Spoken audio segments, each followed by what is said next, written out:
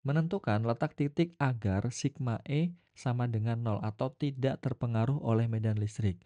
Kok bisa? Ya bisa karena bisa aja dia saling meniadakan. Oke?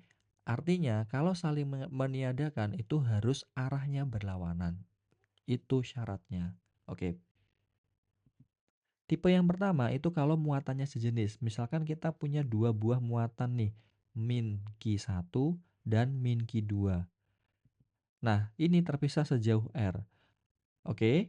Kalau dia muatannya sejenis, maka agar bisa sigma E sama dengan nol, kita letakkan titik atau pilih titik yang ada di antaranya. Ada di antaranya. Ini anggap aja titik P.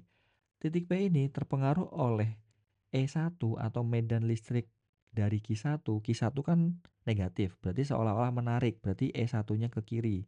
Oh iya, P-nya ini terpisah sejauh X ya. Maka nanti P ke Q2 itu sama dengan R min X gitu. E-nya itu kan ada E1 ke kiri karena menarik, ya ditarik oleh E1 dan ditarik ke kanan oleh E2 gitu. Selanjutnya apa? Antara E1 dengan E2 itu harus sama. Kenapa kok sama? Misalkan nih, misalkan E1-nya 10, agar P-nya tetap diam, maka E2-nya juga harus 10. Artinya E1 sama E2 itu harus sama, dan E2 itu harus sama. Jadi E1 sama dengan E2. K kali Q1 per R1 sama dengan K kali Q2 per R2. Gitu. Oke? K-nya dicoret. Q1 per R1-nya sama dengan X, berarti Q1 per X kuadrat sama dengan Q2 per R min X dikuadratkan. Gitu ya. Nah, kalau itu muatannya sejenis. Kalau muatannya beda jenis, misalkan kita punya dua muatan Q1 plus Q1 dan min Q2. Dia terpisah sejauh R. Kita letakkan muatannya itu di luar ya. Kalau dia sejenis itu di dalam atau di antara, kalau sejenis itu di luar, entah nanti di kanan atau di kiri nanti ada aturannya. Oke, misalkan dia di luar sebelah kanan. Kita anggap dia terpisah sejauh R, sejauh X. Jadi antara Q2 dengan titiknya itu X, maka antara Q1 sampai titiknya adalah R plus X gitu. Oke. Nah, E1 nanti itu seolah-olah mendorong ke kanan. Kenapa? Karena Q1-nya positif. Sedangkan E2 nanti seolah-olah menarik ke kiri karena Q2-nya negatif. Gitu. Agar dia tidak terpengaruh atau sigma E sama dengan 0, maka E1 sama dengan E2. Jadi E1 sama dengan E2, K kali Q1 per R1 kuadrat sama dengan K kali Q2 per R2 kuadrat. Oke, ini kita coret ya K-nya. Maka R1-nya nanti kita ganti, ini adalah R1 ya, artinya jarak benda 1 sampai ke titik. Berarti R plus X dikuadratkan. Sedangkan R2-nya itu jarak benda 2 sampai ke titik. Berarti ini adalah R2, ini adalah R1 gitu. Oke.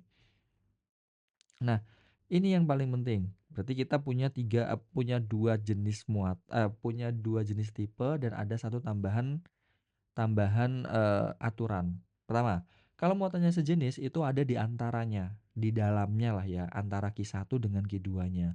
Kalau dia muatannya beda jenis itu ada di luarnya, entah di kanan atau di kiri. Ingat, dekat angka yang kecil, bukan plus minusnya, tapi angka yang kecil. Contoh maksudnya gini.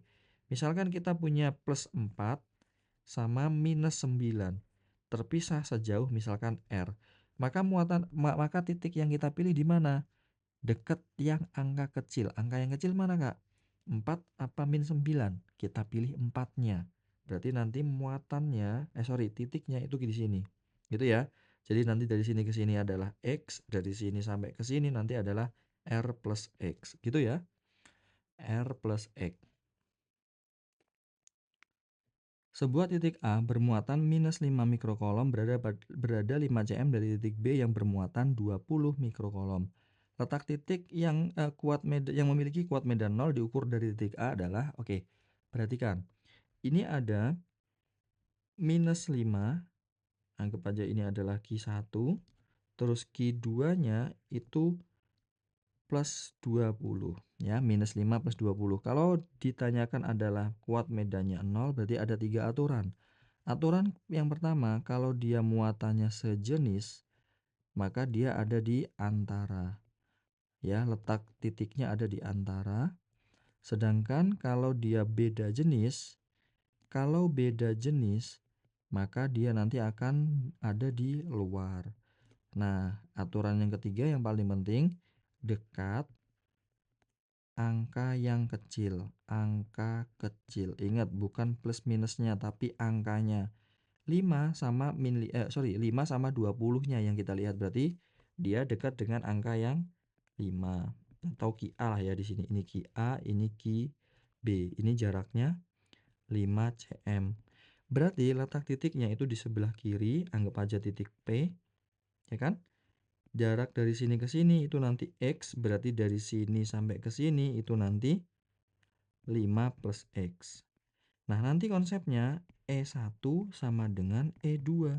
Jadi K kali Q1 per R1 kuadrat sama dengan K kali Q2 per R2 kuadrat. K-nya disoret, Q1-nya itu 5 per R1-nya X kuadrat. Sama dengan Q2-nya itu 20 per 5 plus X dikuadratkan.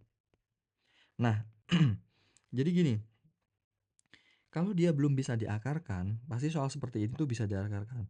Kalau belum bisa diakarkan, berarti ini kita bagi dulu. Ini bagi 5 dapat 1, bagi 5 dapat 4. Oke, maka nanti kan jadinya gini nih. 1 per X kuadrat sama dengan 4 per 5 plus X dikuadratkan. Nah, selanjutnya ini kan sudah bisa diakarkan. Jadi ini diakarkan, ini diakarkan. Diakarkan berarti jadi 1 per X, sedangkan yang kanan nanti jadinya 2 per 5 plus X, gitu ya. Nah, maka kita kali silang 5 plus X sama dengan 2X. Maka 5 sama dengan 2X. 5 sama dengan X. Maka X-nya sama dengan 5 cm.